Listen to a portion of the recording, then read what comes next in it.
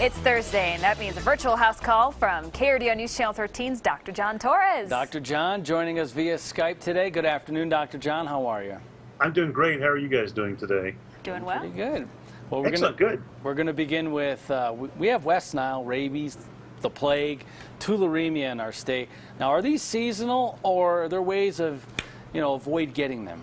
And you actually missed a few. You missed Rocky Mountain spotted fever, you missed hantavirus. They're all seasonal, except for rabies. Rabies can be year-round, but the diseases are carried by bugs like fleas, ticks, and mosquitoes. So you want to be really careful, especially this time of the year because of the wet periods that we've had. So what you want to do, wear insect repellent. If you're going to be outside, make sure you put sunscreen on so you can protect your skin. And then just use some common sense techniques. Avoid dead animals and ones that are acting kind of bizarre, because fleas from those sick and dead animals could be carrying the plague or other types of diseases as well. And if you're outside doing yard work or you're cleaning out a garage or shed, wear a dust mask. That way you don't inhale the virus or bacteria that's floating in the air, because that can make you sick. So again, just common sense techniques. And a lot of people want to take care of injured animals, don't, because they could have some bad problems. You mentioned a lot of these are common sense, don't touch dead animals, but definitely a reminder for our children as well to let them know that. And pets as well. You want to take care of your pets and make sure they're on a leash and they're not going after dead animals, because if they get infected, they can infect you as well. And we've already seen that here in the state.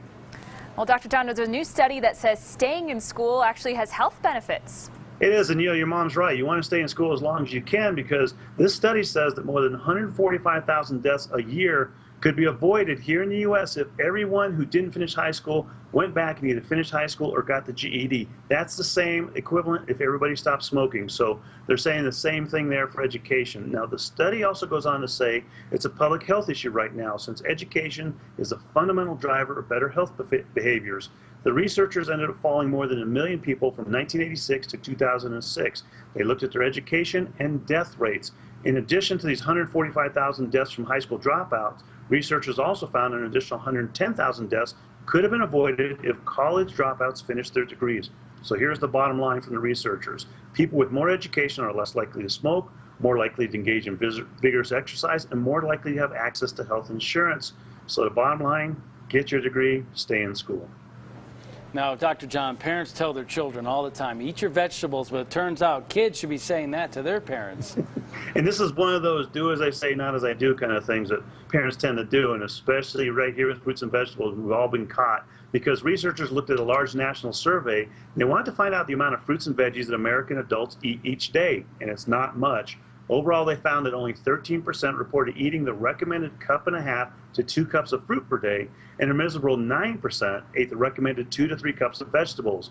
So for us adults, you want to avoid that scolding you can get from health experts. You want to fit those fruits and vegetables into your daily diet. It's a simple step that's linked to a lot better health, and of course, it can be tasty too.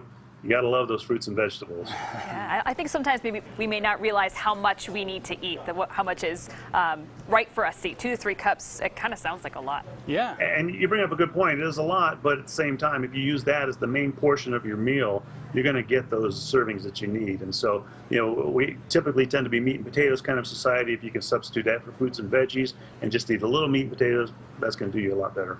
I think what Dr. John is saying, mix in the salad every now and again, right, Dr. John? Oh, every day. Every day. All right. All right. Thanks so much, Dr. John. Thank you, Dr. You John. bet. We'll see you on Monday. We'll see you then. We'll be right back.